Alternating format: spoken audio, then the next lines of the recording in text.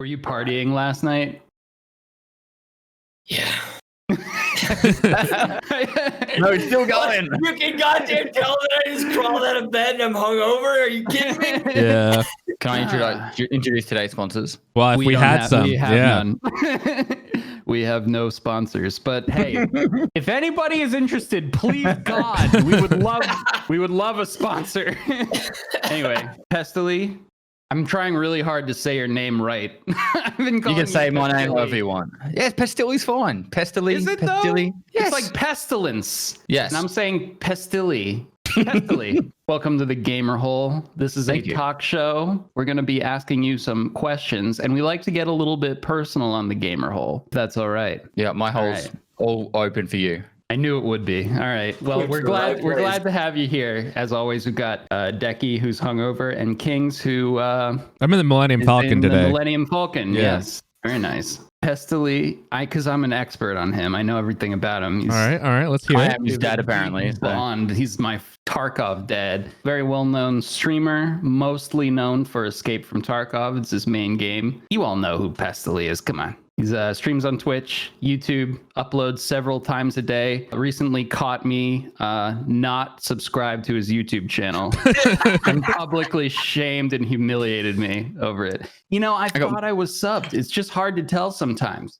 I have the same problem. People go like, you didn't know I wasn't subbed. Well, 2 to 3 videos a day showing up in your feed, not happening to be there. You know. What else do you know about me? You upload a lot. What do you know about him? Let's see. Served in the army in Australia. I know that. Great mustache. Just Depending nice on the time of the smile. year. Oh, Well, thank you. Likes to fish as well. I know I that. do like the fish. Very into fishing. I'm not very good at it though. I just like the idea that I just go out there and do nothing for hours and have nothing else to do but to fish. That's the only part of fishing that I like. I don't like catching the fish. I just like sitting there and like, you know, reeling it in and then not getting anything and then casting it back out. That's what you wait for, though, Kings. You That's wait the for whole it to get in point, the fucking bowl, and No. then you're like, yeah, it's go time. I'd rather not catch anything all day. It's all about the fight. You got to fight the fish. I have issues when I catch fish that I don't know what they are, and I'm like, ooh, what am I meant to do with this? Do you keep them, or do you No, I throw them throw it back. Unless I'm gonna eat it, I throw it back. Yeah, every catch time. and release. Yeah. Good man. Yeah. I can't imagine you've gone recently now that you're relocated. No, in so Holland. when I go back home from the Europe, I'll buy a boat and I'll start fishing streams again. I feel like Holland doesn't have any natural bodies of water. for some reason. It's actually all below sea level. There's actually a lot call of it- water here. So let me ask you a question. Please You do. stream very long hours, almost every day. Mhm. Decky up there, Decky has a similar schedule, just long, grueling stream hours. Do you ever feel like unbelievable fatigue? Because for me personally, after like 4 hours streaming, I start to fade and I just can't, like my brain just stops working and like I can't smile anymore and I just fall into a deep chasm of sorrow after that amount of time. It's just too much stimulation and I stink at doing two things at once. So When I just do curious. big streams, when I do really long streams, I straight up tell my chat at the start, I go, I'm not reading any of your messages. If you want to watch me, I'll be going for 40 hours. I'll be here when you get up the second time. But I'm not going to read any of your messages. You can at me and I'll try my best, but most likely it's going to get missed.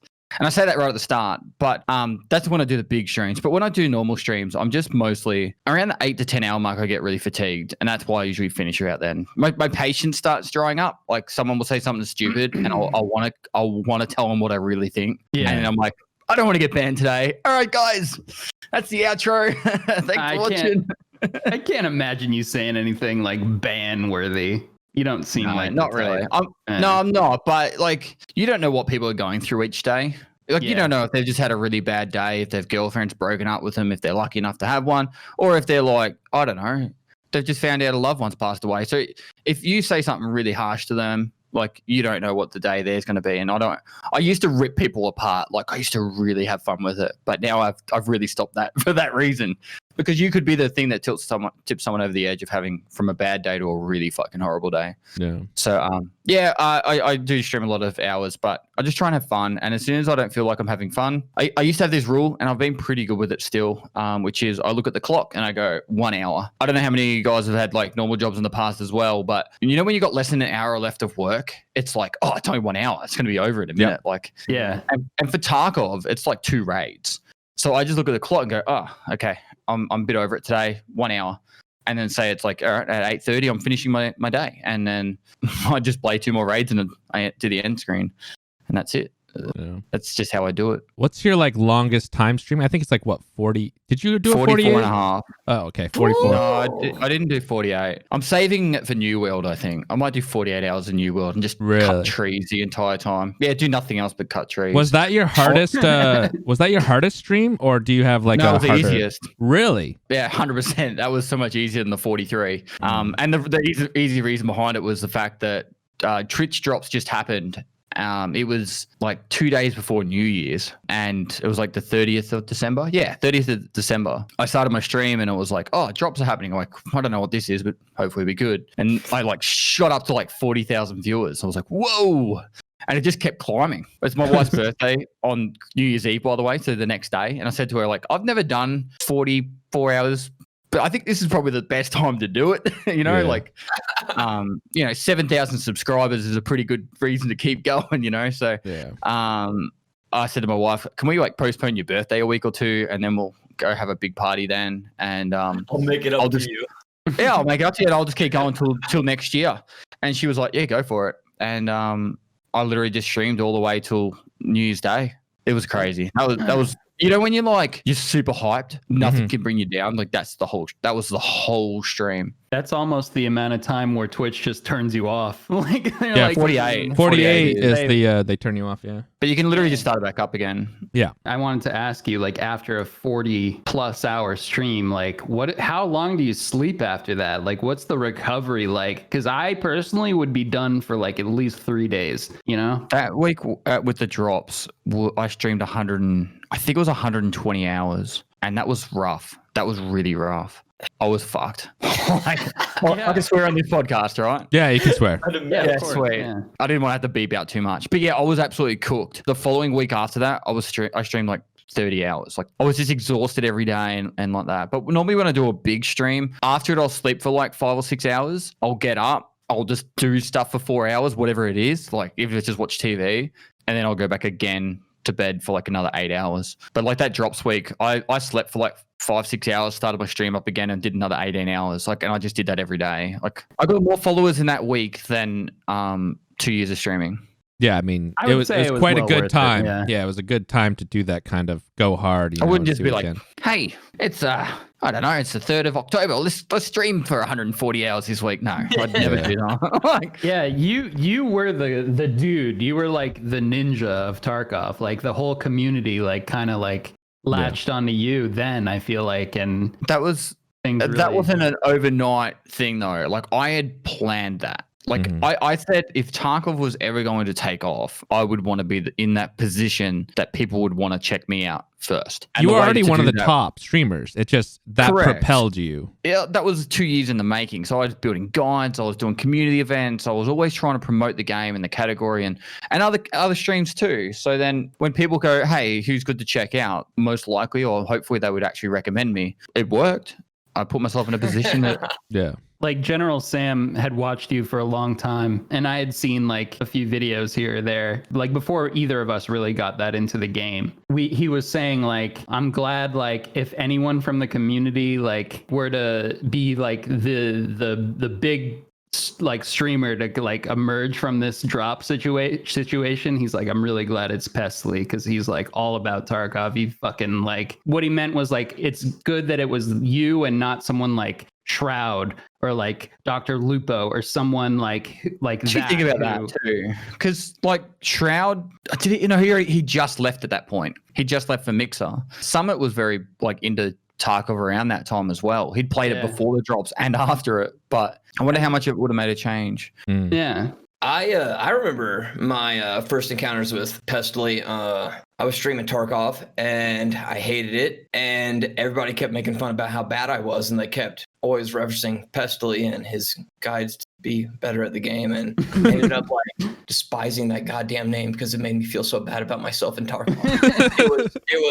I was so angry all the time because every goddamn time there would be some guy in chat and he's like, well, Pestily does this and he's already fucking goddamn level like 47 on the fucking first day of the goddamn fucking wipe. And I was like, well, I don't care. You made me feel real bad. I'm sorry.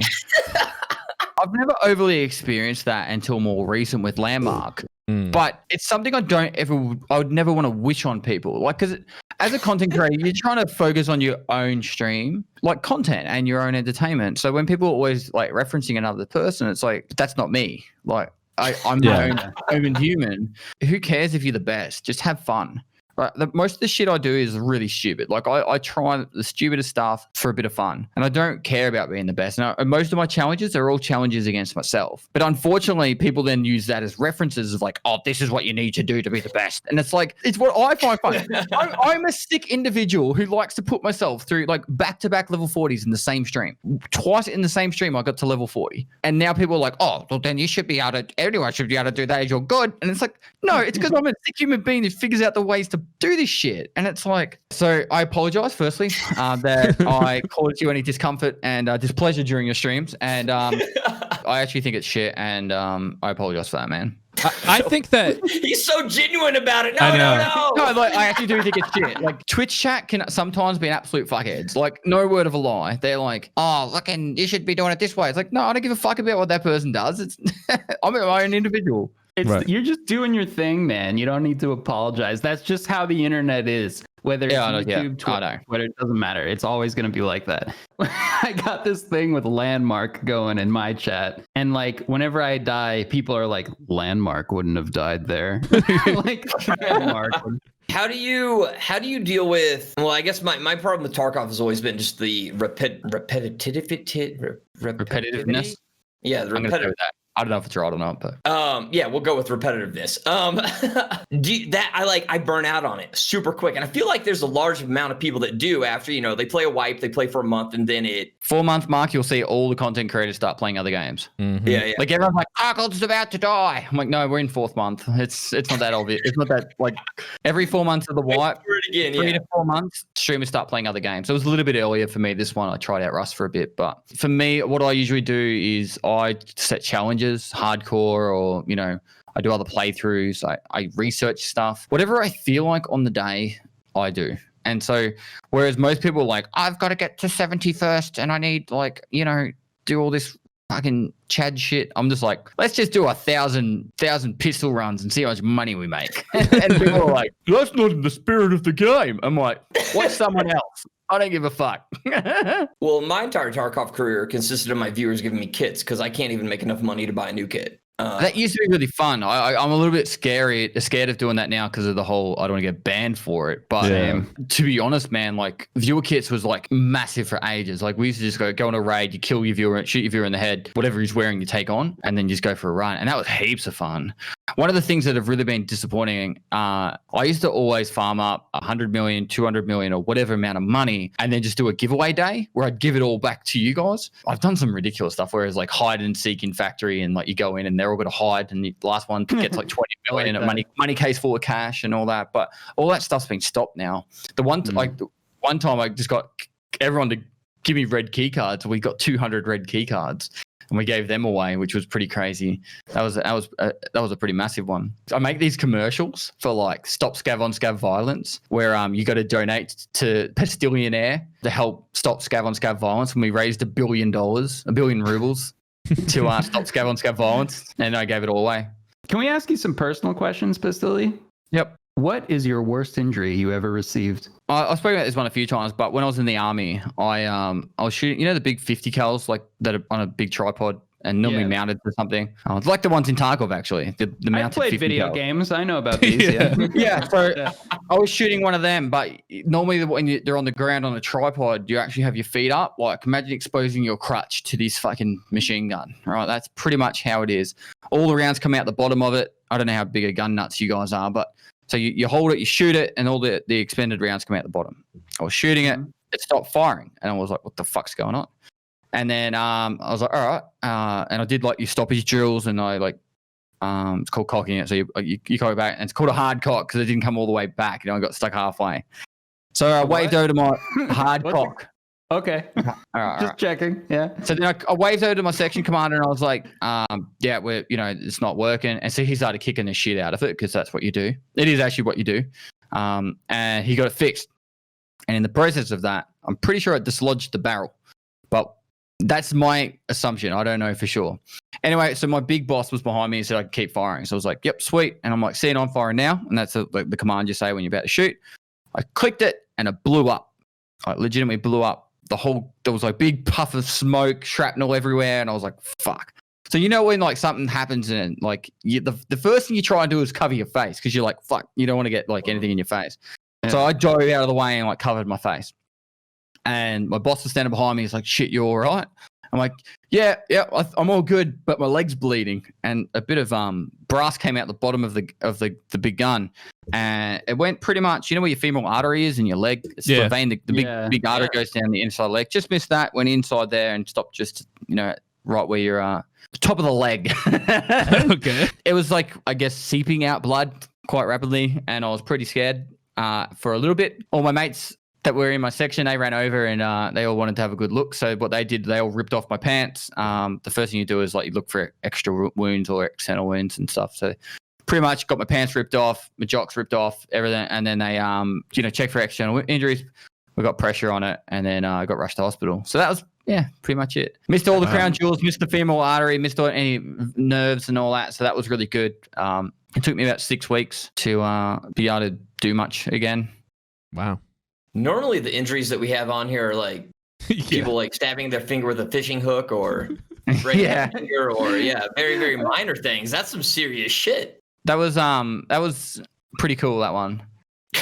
That's the word. Fucking 50 cal and it blowing up and shrapnel flying into your leg. Now, if there are any military people here, they're gonna be like, "Oh, it's operator error." It was not operator error. There was actually an issue with a gun. They did the investigation. But the coolest part about it was like I was on like a 4-week exercise, and it was like a week in. So I was like fucking out of that exercise because like, going away in the field's kind of shit.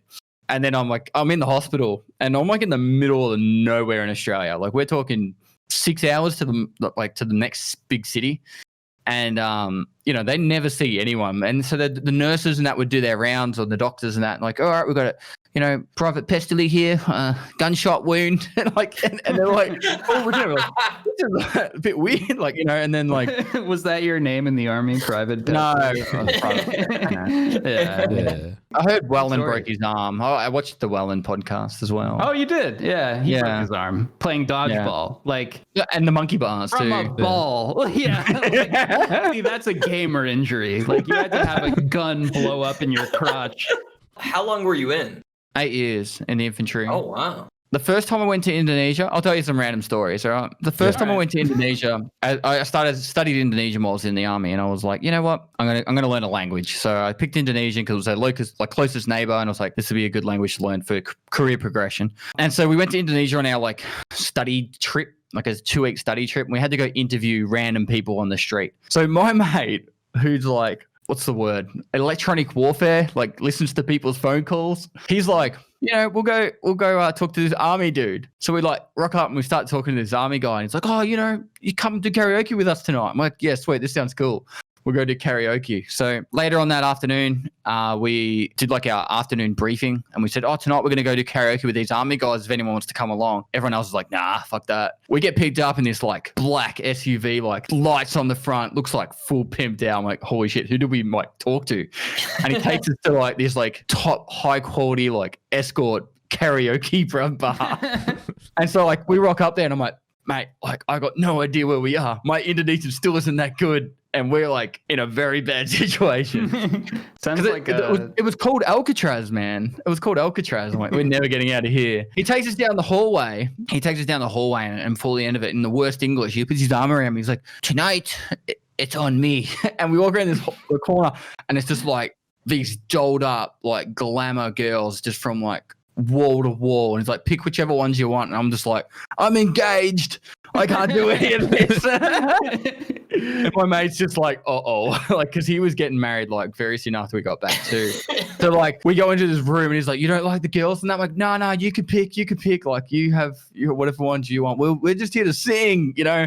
And they were like, they must me figure like we were like the most tamest fucking infantrymen ever. Because like my mate said he was infantry, but because if they knew who he was, he would have probably gotten a bit of trouble. But and then we go back the next day and they're like, oh, so we did karaoke last night. Pity you guys didn't come. Because like all the other guys were all single in that. They would have had a blast. But they were taking heaps of photos of us and all that. I was future trips, no problem. Going over there, I was all ready for those kind of situations. But that trip had me a little bit nervous. So that's the kind of shit that you people want to hear about the army. That's like, you know, like the really cool stuff you get up to. Most of it's just looking at trees in the middle of nowhere for weeks on end.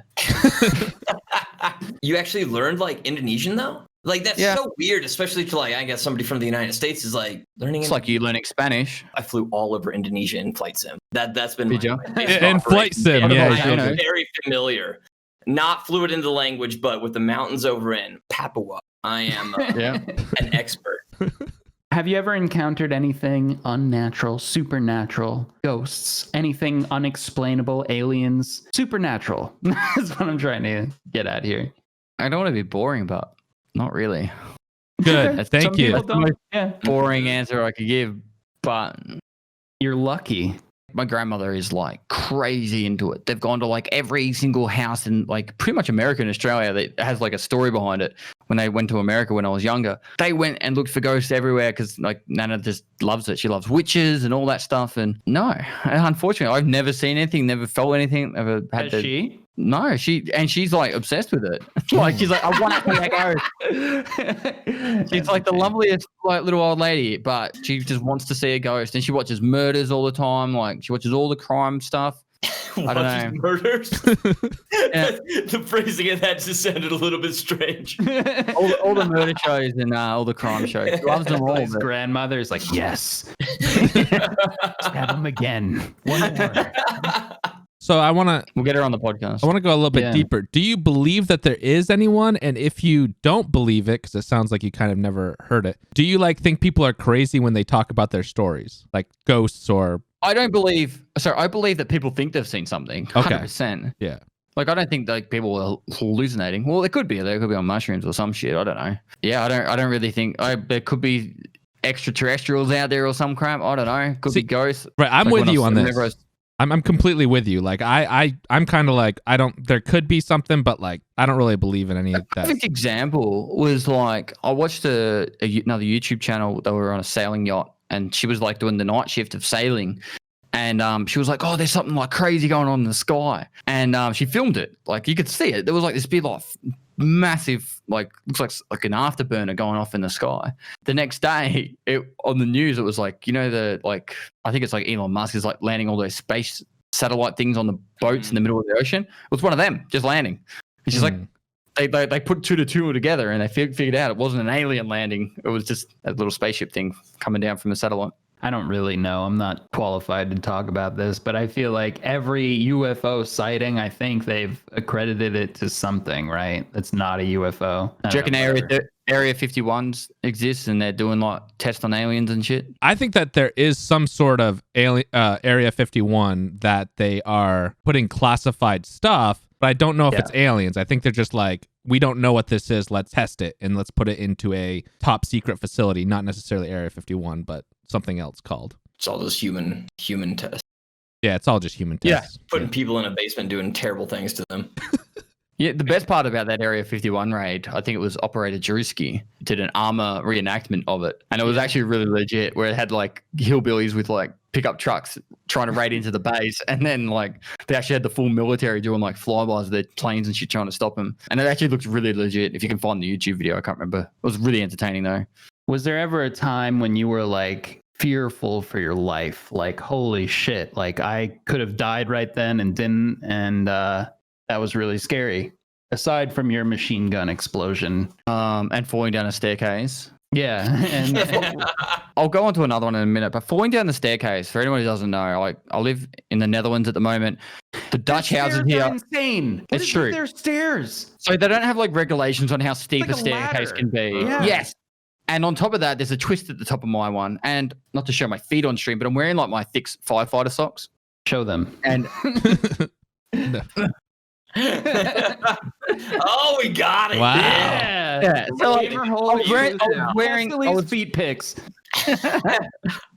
Still, we get low OnlyFans views right over there. here. We got to clickbait somehow. Come on. So yeah, I was wearing these kind of socks, and so I was like, I'm gonna go downstairs and get a coffee real quick, and I slipped at the top, tumbled down like head first, and holy fuck, it hurt. And I'm laying on the ground, and I went to stand up, and like it was just agony. Like you know when you can normally do something, and then you can't. And it was like, oh, that like it was. I don't know. That's It's something. frightening, yeah. I was like, I can't even stand up right now. And I said to my wife, I'm like, I think we need to call an ambulance. Like, Yeah. I was like, whereas like normally I'd be like, oh fuck, that hurts. I'll just keep going. Like, and that was the moment where I was like, I'm getting old. That's Yeah. what I was Getting gonna say. old. Is like realizing you're old. Yeah, Yeah. that was the first time I felt like I was getting old. Like up until then, I was like fearless. Like, you know, if I get hurt, I just bounce back. It takes a couple extra days than normal, but that one was like, ooh, 33. You know, like I'm in my 30s. Oh yeah. Got to be a little bit more careful on those staircases. You know, don't want to bust your hip. There was one time I spun out my car and it stopped just before the train track pole. And I was like, thank fuck for that. Because if we'd gone like, 5 meters further, that could have really fucking hurt with my driver's door. But no super near death besides obviously we spoke about the military one. Yeah. No near death experiences. No.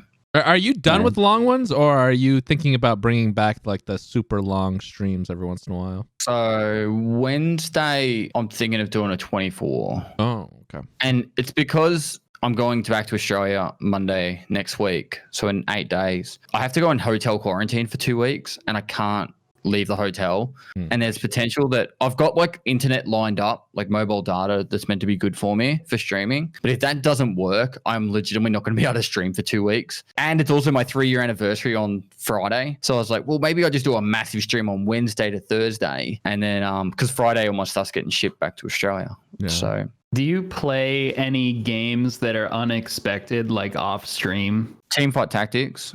I play that a lot. Still, really? I Yeah. love that fucking game, dude. When they changed all the characters and stuff, I quit because I didn't want to learn everything again. But Probably about once a day I'll play a game. you know what? Or very Fuck it. morning. I'm getting that shit again. I used to love that game, dude. Any games that I can just switch my brain off and not think about. Most of the guys that we talk to, usually there's like zero outside gaming. I love gaming, dude. I don't like treating Tarkov like work, but there is a large portion of it that is work. If I didn't think about creative ideas to make Tarkov enjoyable for me, I would bang my head against the keyboard every day. But I find ways to make it fun. One of the things that I really enjoy is teaching. So I like teaching people ways to enjoy Tarkov. Not to be the best, but just to enjoy it. Like you don't have to be the best player to have fun. 10 months ago when I like first got into it and realized there were tasks and that the game is like really like it's really an MMO and like learning all the items and like I was like so into it, man. It was like this is what I've been looking for like all this time. Yeah, I wish I could feel that way again, honestly. And now I'm kind of like starting to just There's only find so the much same content you can get out of a game. And that's why I have been exploring other games a lot more. You can't just do shit for money. Like at least I can't. Yeah. I'm sure there are some no. people that can, but I'm really excited to get back to Australia and start fishing streams. Like I'm going to do that once to twice a week. You know, I don't care if I catch 1 fish, no fish, or 10 fish for the day. It's going to be me just zoning out, talking to my chat and just enjoying it. Whereas in Tarkov, it's like, what are you doing another raid? Get in there, go labs. And it's like, well, fuck off. Yeah. You wait. I'll go in when I'm ready. Yeah. The backseat gaming on Tarkov is like on another level. It's like everybody's an expert, you know? The Tarkov community on it is on another level. Yeah. It stresses me out. Those guys are serious. That shit's so far over my head. Anytime I ever play it, they're all like saying everything, and I'm just like, I have no idea what you're talking about. That's how I feel too. The people out there that just want it to be super realistic, well, you might as well fuck off every single helmet in the game. You might as well, like, majority of bullets are going to get through majority of armors. And even if they didn't get through the armor, that you'd crush your ribs. Or the pressure of a round, like a 7.62 by 39 round into your chest, would knock you off your feet. You'd be winded. Yeah. It's like, I ain't running for the rest of this one. Or get like 2 bullets to the leg. You ain't stepping on that leg. You know, like Yeah. Those splints going to make it so you can walk. They've got to understand that it's a game. Right. And games are meant to be fun. They can be difficult. They could be frustrating, but they're still meant to be fun. The bullet snobs are the worst. The people who like lose their fucking mind if you use like a bullet that they disagree with. Like if you want to get your chat like just a wall of fucking garbage, start asking questions about bullets. I love just watching. I go like it just is entertaining for me. I go like, what's the best Mosin ammunition? And like I know the one that I want to use in my head already, but I just like to watch everybody fucking lose their shit. It's like talking about politics. Yeah, it's like talking politics in Tarkov. Bullet politics. I would do 0 to hero runs on labs, and people are like, "Oh, why are you doing this? Is to make money?" I'm like, "No, just having fun." I'd get a couple of guns, I'd kill a couple of players. I'd be like fully decked out, like 100 kilograms, can't carry anything out, like I'm barely able to move. I'd get to the elevator, and I'd press the elevator button, and just as I press the button, I'd delete all the gear off me. And chat would just be like, "What the?" Like, you know, like, I'm like, you're like, "Oh, that's more loot that I get in a week." And I'm like, "It's gone now, mate. No one's getting it back." Yep. Good for you, dude. Or you really want to trigger people? Just throw items on the ground in labs. Oh, don't worry, it's insured. You know, yeah, it's all good. So you like really embrace it. Well, you've been doing this a long time, you know, like. Oh, dude, you feed like, okay, so people get really frustrated with their chats. They get really angry and it's like, if you argue a chat, it's a game you're never going to win. Right. So what you do is you troll your chat. It's the best way of getting you a little bit of a, you know, they're jabbing you all day in the ribs. Yeah. You give them a couple of left jabs back, you know, like, and over time that keeps you sane. It's the only thing that keeps you sane. That's actually the greatest way to look at it. Like when you're streaming, I know that you're trying to be an entertainer and everything like that, but like you need to look at it like you also need to stay sane and have fun. You are a really intelligent guy and you built yourself up, but like I guess I don't like to get too serious on this podcast, but like what is your suggestion to people that are entertainers or streamers, I guess? If you want to actually make a living as a streamer, you have to treat it like a business. End of the day, you can't just be like, I'm just going to just chuck some random content into the universe and hopefully one day it'll give me money. It doesn't work like that. You have to build a structure and build it as a business. You have to be discoverable. You have to be using YouTube or TikTok or Instagram or Twitter, whatever you can use to get discovered, because Twitch ain't going to do that for you. And I actually spoke to Devin Nash about it. Twitch doesn't want you to be discovered. Like, in all seriousness, there's a reason why they list the categories by most viewers, because they're the ones that are the most entertaining and are going to keep people on the platform longest. Yeah. Like if they were forcing the 1 viewer, 2 viewer, 3 viewer streamers in front of everyone all day, no one would stay on the platform. You put Summit in front of people, he's entertaining, people are going to stay there longer. So Twitch isn't going to be on your side when it comes to discoverability. So be discoverable. So whatever platform that is and that. If you actually do get a bit of traction, look at outsourcing as much as possible early on. Invest in your own brand. I wish I got an editor on my first year. I made 500 YouTube videos and I made them, my first 500 I made myself. You know, then I got an editor and then I got 2 editors. But I wish I did that. I didn't sleep. 2 years I didn't sleep. Yeah, there's heaps of that question, but I hope for that kind of puts some thank you. Yeah, that's just something that I don't like to get too serious, but like I know that you are a very intellectual man when it comes to like business side of everything. So it's nice to hear that from a guest as well. You know, you're not gonna be successful on the platform by luck. You can increase your chances of success by working really hard, perfecting your craft. You got to start somewhere.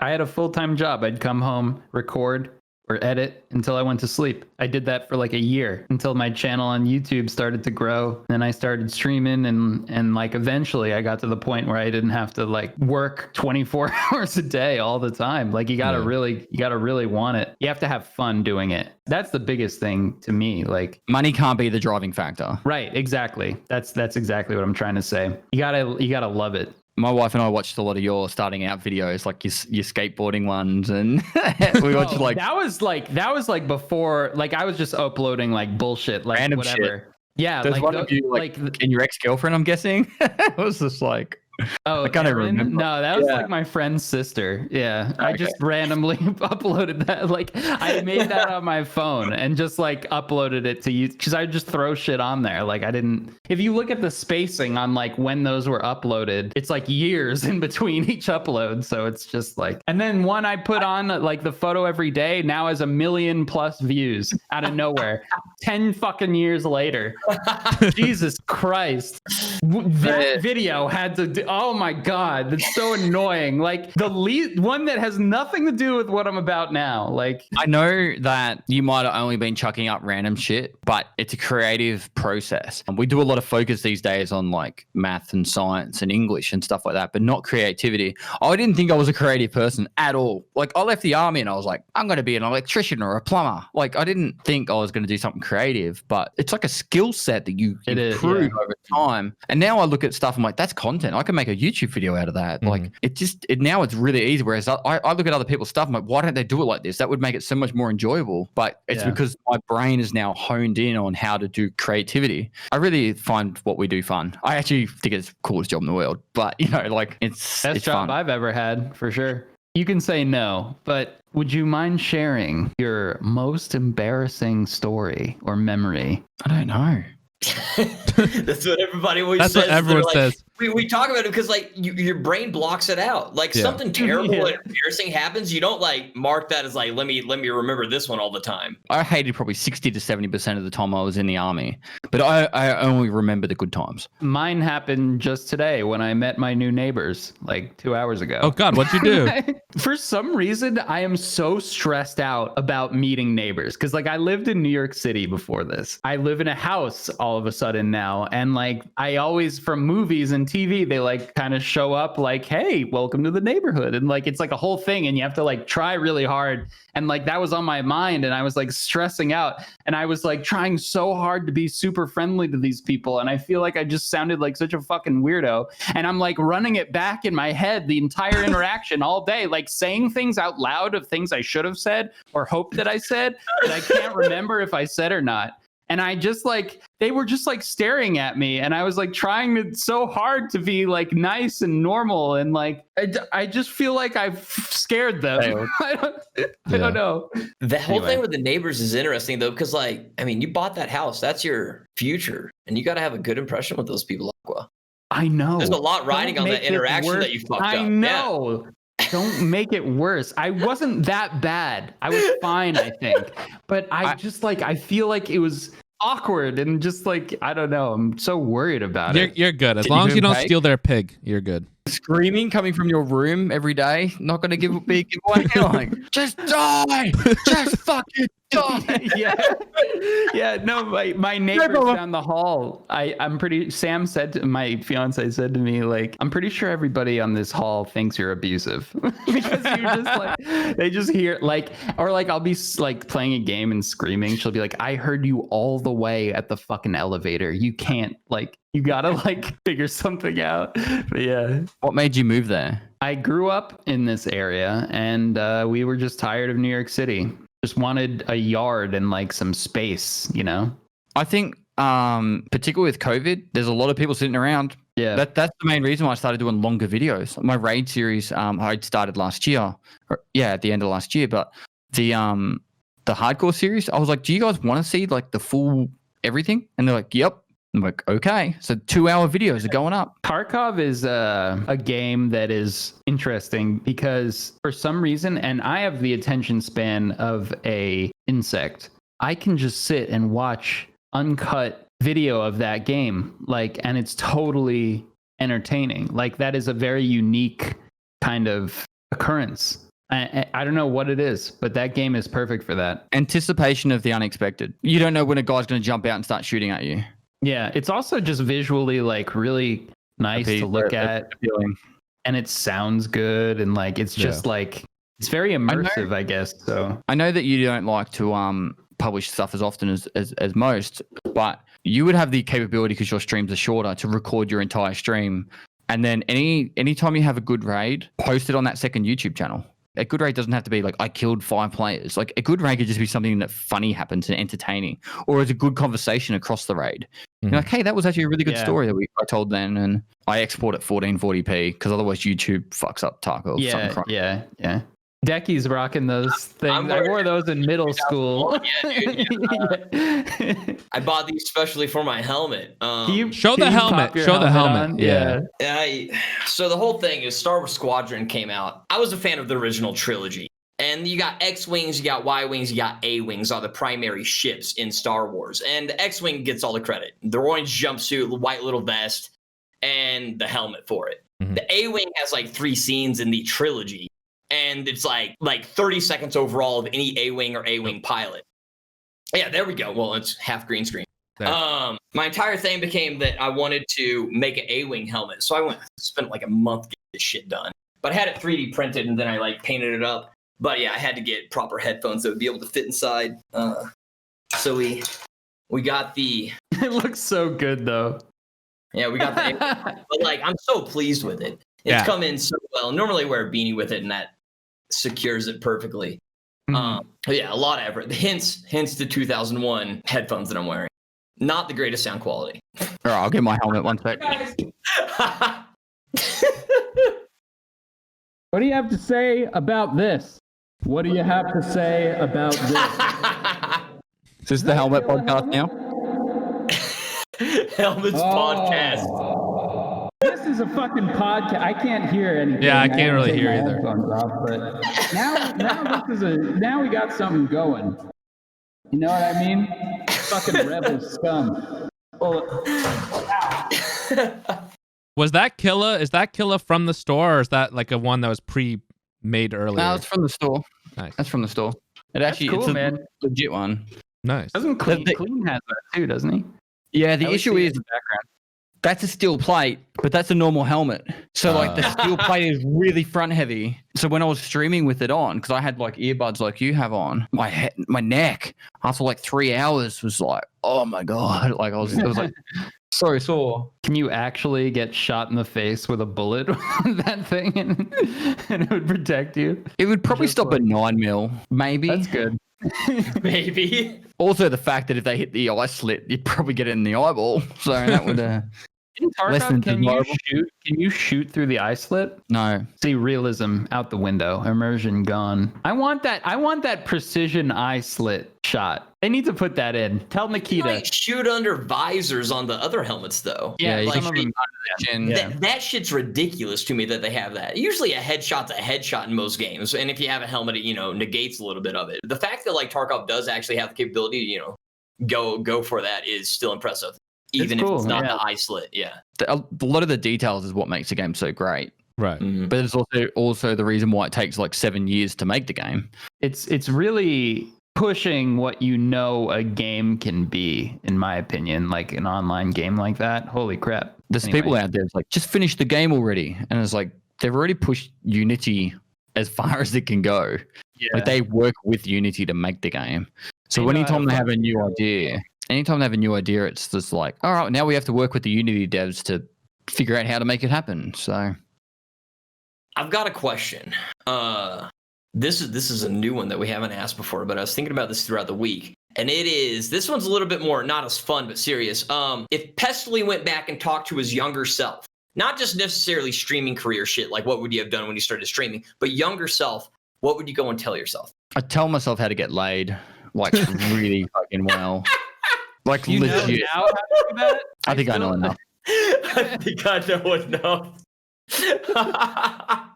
16-year-old Pestily would get laid so much. Not the answer I expected. That's perfect. No, but legit, when you're a 16-year-old, there's the alpha kids that are super cool and they get laid all the time, and there's all Pestily I'm just gonna try and do a kickflip. I'm just having fun, just doing kickflips and stuff. We're just out there to have some fun and do some kickflips and stuff like that, and be at the skateboard park and drink some beers. It I'd took be me like, so long to figure out how to converse with a lady. Yeah, it took me forever, dude. I agree. It took me a long time. I actually think it I don't know if parents are the right people to do it, like dads, but like not old school dads. that's Old school fucking dads are weird. like, yeah, take it to the dad, son. And like, but Yeah. I kind of want my kid to know how to get. I know at least know how to talk to get someone. laid. I do too. Unless it's Yeah. a daughter. If I've got a daughter, then she can cross her legs. That's a huge fear for me, dude. Is like, I'm going to be the worst father in the world if I have a girl. I'm going to be the most overprotective douchebag in the world. And I don't want to be, but it's going to happen. Like that's something I constantly fear about is like, I know myself and I'm like, if I have a boy, I'm like, I don't give a fuck, dude. Yeah, do whatever you want. But a girl, like, I feel like I'm just going to be neurotic and I'm like, I don't want to.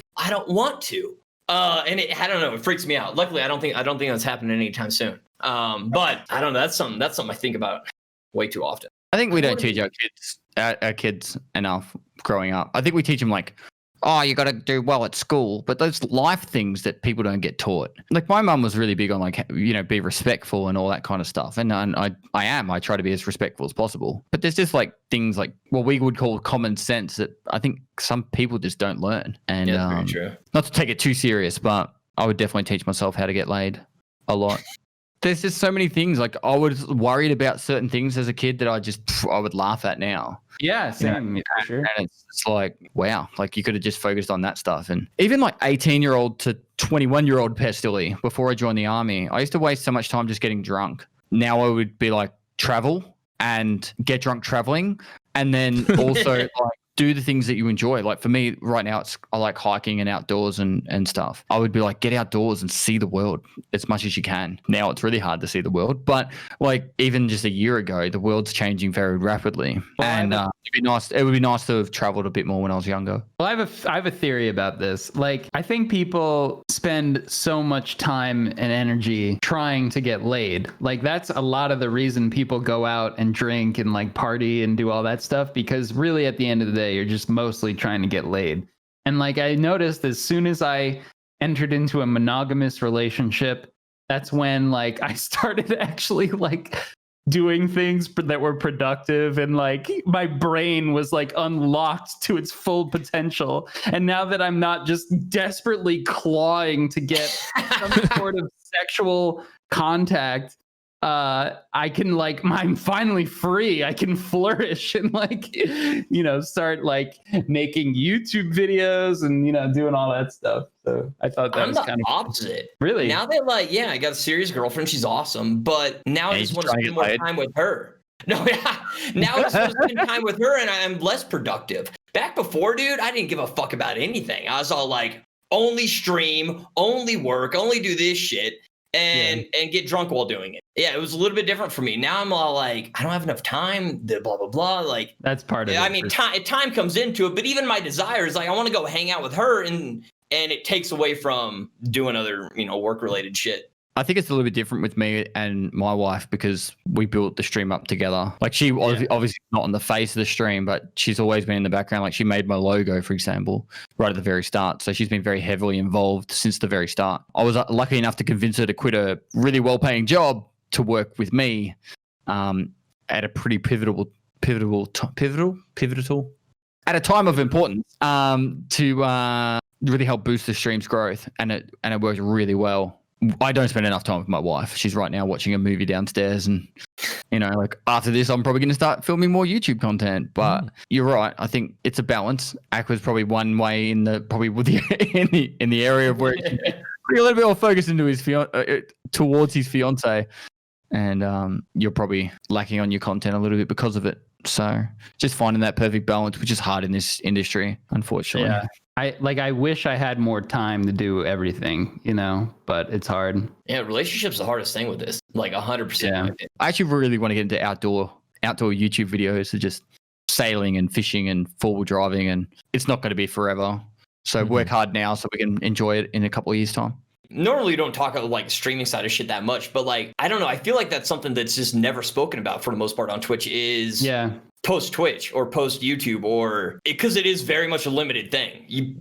people don't do that for the goddamn lifetime. And it's a weird situation because I feel like most people just kind of ignore it. Look at XQC. He like is doing super long streams and he's super hyped and crazy. Like he's like one of the most highest energy streamers out there. He's going to get to the point where he's like, you know what? I've made like $10 million. I'm pretty keen on just going if I can do whatever I want to do now. Like there's only so long he can keep up that high energy for. I'm not so young. I'm falling down staircases and can't get up after. I don't ever want to go back to a job that I'm not in charge of, though. That's something I've started. I don't care if I'm mowing lawns. If I'm Forrest Gump and I invest in a fruit company, and I don't have to worry about money anymore, and all I have to do is mow the lawns, I'll be happy. It would be so hard to go back. Just a job where you're not the boss. Working for yourself. Yeah, the boss. The amount of hours I put into my day, it has a direct reflection in how much I receive back. Exactly. Yeah. That's why it makes it so hard to stop or like put it down or give yourself breaks, Like moving this week, I'm losing my fucking mind because I haven't posted like in a week and I haven't streamed in a week. I'm all freaked out about it. Like it's hard to let it go, Holidays are hard to take, man. Yeah, for sure. Well, thank you so much for having me. Yeah, thank you for joining us. Really appreciate your time. It was fun getting to know you a little better, Now I can say a couple more things other than Stargate or whatever. But yeah, thank you. If you guys are interested in supporting the podcast, you can go down and subscribe to the Patreon link down below. It really does go a long way to helping out the podcast. Make sure you do subscribe, hit the notification bell so you do see every single podcast in the future, as these guys put a lot of time and effort in. And it actually comes across a lot better when I say this than them trying to promote themselves, because these guys would be taking a large amount of time out of their own week to be able to put this together for you guys. So thanks so much, guys. So when do you want to come back? Yeah. This is the most success we've ever had. Yeah. Oh my God.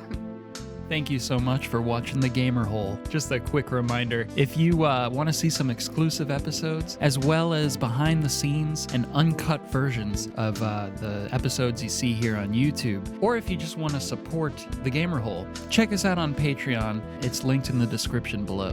Get all kinds of fun little perks in there. So thanks again, and we'll see you in the next episode of The Gamer Hole.